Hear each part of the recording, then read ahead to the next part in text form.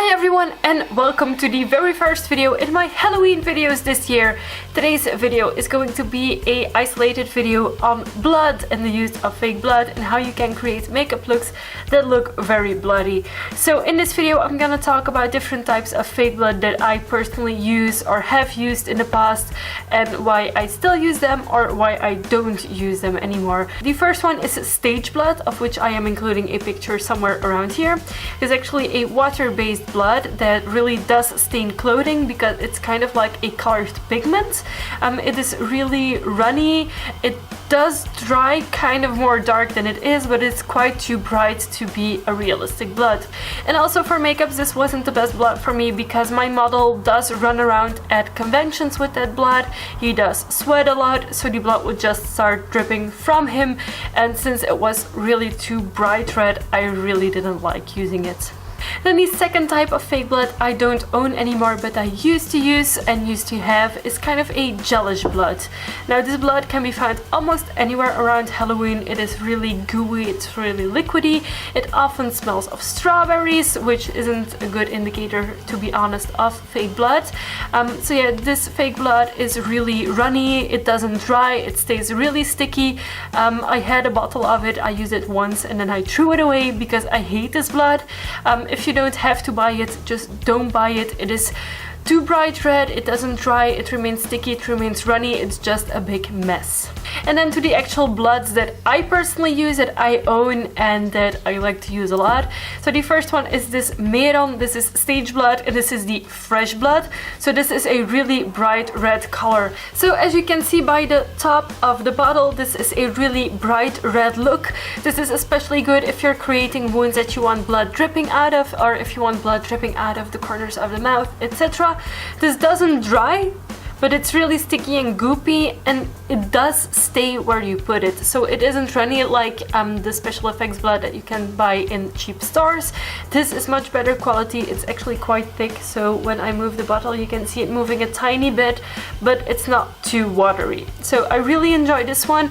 This tiny bottle is €2.55. You can get these into bigger bottles as well, but since I only do zombie makeups and horror makeups once or twice a year, I don't invest into the big bottles because the blood will go bad over time. So what I like to do is I have always a bottle that I'm using and a spare bottle, so I always have two. And the second type of blood, which is aged blood, that is also by Meron, and this is a lot darker and a lot stickier. Let me try and open it for you guys. But this one is really sticky, as I will show you here. This is a really nice deep dark blood.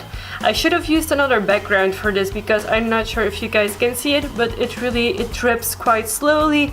It's really nice and dark. So if you're creating wounds that have to have the appearance that they've been there for quite a while already, you can of course use this blood. And same as with the other one, I always have a spare bottle. So I would highly recommend looking into Meron fake blood. I know Kryolan also has it.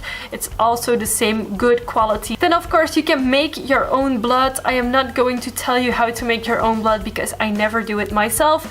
There's a lot of videos here on YouTube on how to create your own blood, which you can find by just typing it into the search bar. You can also go to Lex, who is from the channel Made You Look by Lex. She has made an entire video about fake bloods as well, which I highly recommend. But I also wanted to talk about some different ways of making the look of fake blood without using actual fake blood.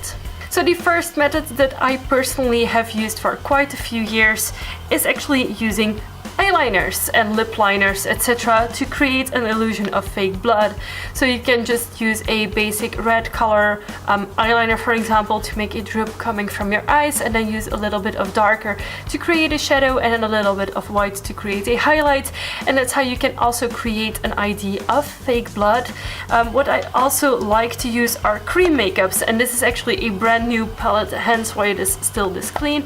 But I also like to use cream makeups for some of the makeup looks looks I do, because you cannot go with fake blood into the eyes. There is of course an alternative to cream makeup, and it is water-based makeup.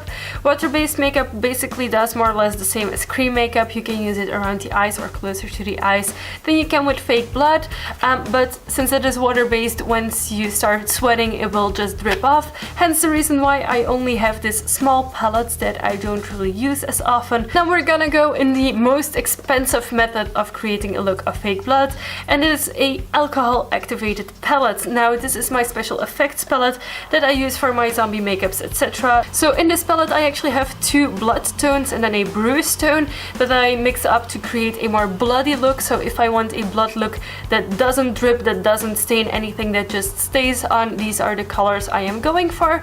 Now this palette was about 80 euros, so it's a lot more expensive. So now that we've been talking about fake blood so much, I really quickly wanted to demonstrate the difference between my two favorite types of blood.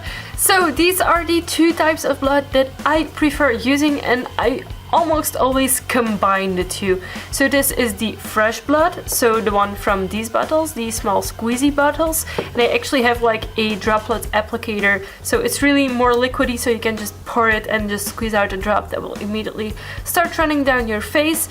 So this is the more red blood, the fresh blood, and then this is the aged blood, which I personally prefer. It's a lot stickier, it's a lot less easy to get it to run down your face, so I actually had to apply quite a lot to make it drip, but once it starts dripping you will just feel it drip down, and yeah, it's really nice blood. It just stays where it is. Even when I'm talking right now, you can see it's not dripping anymore, it's not going anywhere. It looks really realistically, which is awesome. I will be creating a few tutorials on my channel on how to create simple special effects looks using materials that aren't too expensive, so I hope you guys are looking forward to those videos as well. Thank you so much for watching. If you still have any questions, please ask in the comment section below. I will also link the video to Lex's video from Made You Look by Lex, because she has a lot of extra information and different types of bloods that I haven't used, or that I don't use, or that I don't have access to.